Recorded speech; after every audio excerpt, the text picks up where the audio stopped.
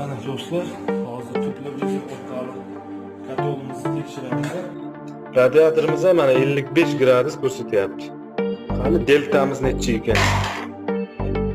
Tak, podachimiz 58, obrotkamiz 53. Demak 5 delta.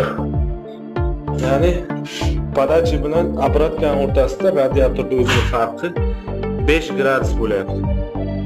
Bu yer hammomchamiz, bu yer ham to'plaponimiz mana asosdan qizib qo'yapti. Dedi yarim soatga уже yarim soat bo'ldi qo'shganimizga.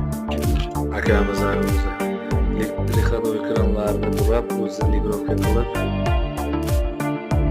proverka jarayonida o'rganyapti.